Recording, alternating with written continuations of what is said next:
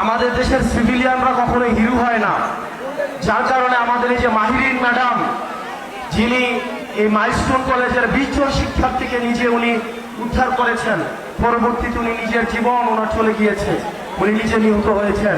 আমরা মাহিরিন ম্যাডামকে আমরা রাষ্ট্রীয়ভাবে আমরা যথাযথ মর্যাদা দিতে পারি নাই, এটা আমাদের ব্যর্থতা। এই সরকারের কাছে অনেক প্রত্যাশা ছিল, প্রত্যাশার পারও দিন দিন কমছে। দিন শেষে আপনাদের কাছে আহ্বান জানাবো, দল মত নির্বিশেষে আমাদেরকে ফেসিবাদের বিপক্ষে আমাদেরকে অবস্থান নিতে হবে।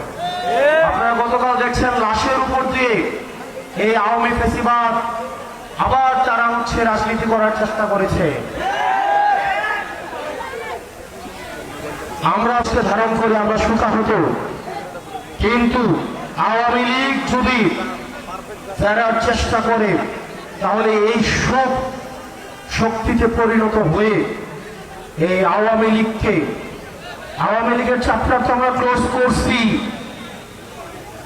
ভবিষ্যতের উত্থানের যে কোনো সম্ভাবনাকে আমরা একদম নাই করে দিব। প্রিয় চাঁদপুরবাসী, আপনারা সজাগ থাকতে হবে, ফেসিবাদ বিরোধী রাজনৈতিক দলগুলোকে ঐক্যবদ্ধ থাকতে হবে।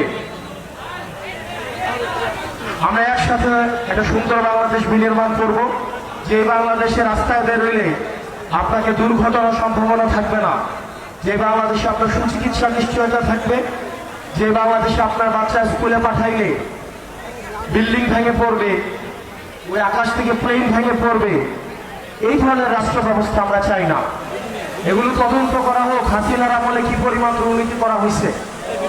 আমরা শুনছি বিমান বাহিনীর সাবেক প্রধান নাকি 3000 কোটি টাকা দুর্নীতি করছে। এই বিমানগুলো কিন্তু হাসিনার আমলে কেনা। আমরা বিমান বাহিনীর যে ভাইরা রয়েছেন, আমরা আপনাদের নিরাপত্তাও চাই, আপনাদের নিরাপত্তা কিন্তু ঝুঁকিতে রয়েছে। এসব ইনস্ট্রুমেন্ট এগুলি কি সঠিক কিনা, ঝুঁকিমুক্ত কিনা, সেগুলো আপনাদের বিবেচনার সুযোগ আসছে। আপনারা সেগুলো বিবেচনা করুন, নিজেদের আবার পুনর্মূল্যায়ন করুন।